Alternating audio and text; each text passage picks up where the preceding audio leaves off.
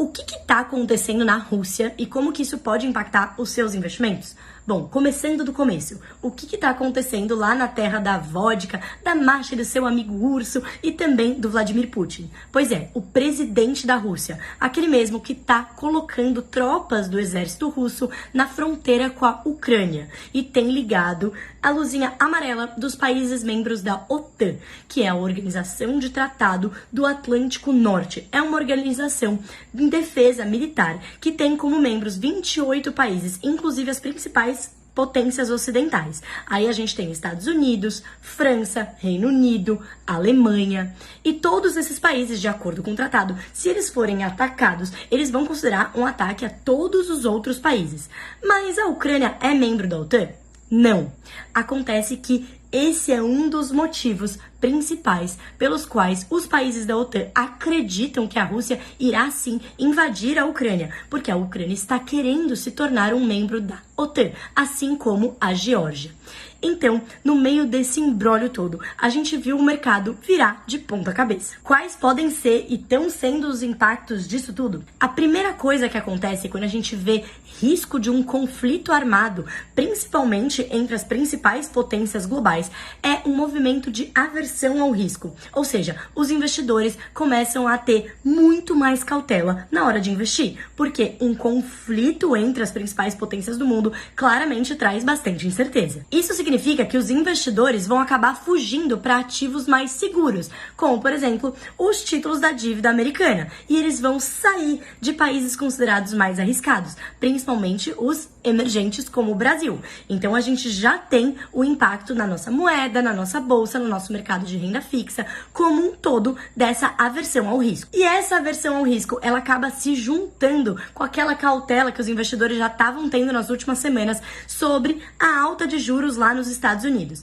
E acontece que esse movimento de aversão ao risco, ele acaba dando uma bagunçada nos títulos da dívida norte-americanos, que estavam, na verdade, subindo com as expectativas de alta de juros, mas com toda essa aversão ao risco e todo mundo correndo para os títulos, eles começaram a cair.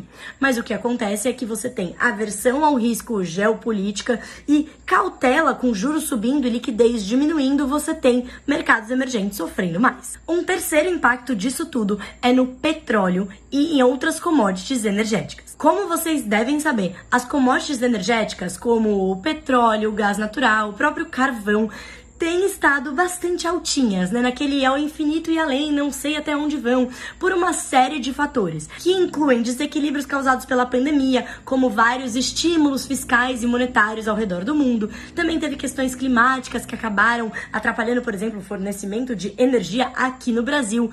Teve até Jogos Olímpicos na China que fizeram o governo querer diminuir a poluição.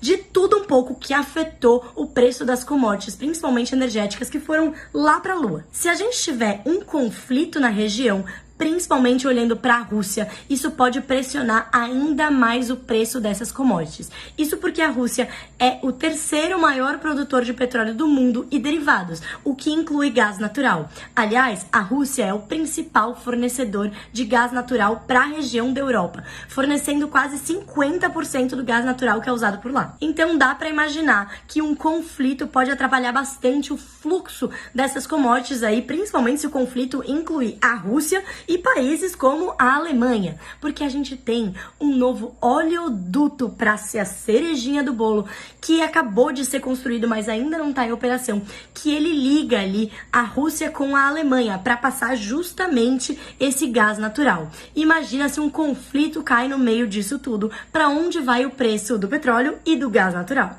Quarto impacto, a Rússia também é produtora de outras commodities, como minerais e também agrícolas.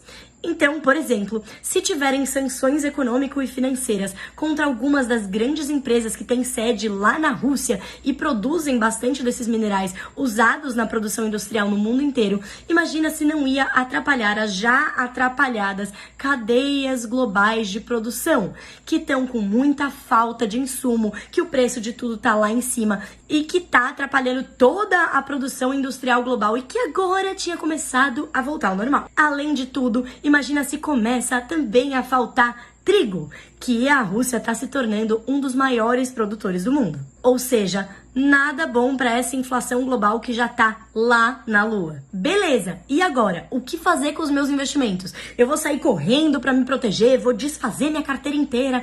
Não, gente. Se você me segue por aqui e também lê os meus conteúdos e de todo o time da Rico lá na Reconnect, você sabe que o seu melhor aliado para momentos como esse é uma carteira diversificada. Uma carteira diversificada entre ativos, entre geografias e, óbvio, de acordo com o seu perfil de investidor e com os seus objetivos. Então, por exemplo, uma das coisas que a gente vem falando bastante é o risco da inflação global. Se isso tudo acontecer e acabar atrapalhando ainda mais esse movimento de inflação, você já vai ter na sua carteira, e se não tiver, corre para fazer alguns investimentos aí que te protegem da inflação, como, por exemplo, empresas vendedoras e produtoras dessas próprias commodities todas, ou ativos de renda fixa atrelados à inflação, ou várias das nossas seleções quantitativas que incluem, inclusive, empresas que já se beneficiaram historicamente de momentos de inflação alta.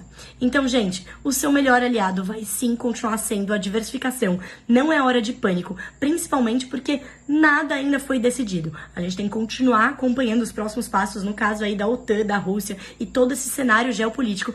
Respirar fundo e louvar a diversificação e a cautela.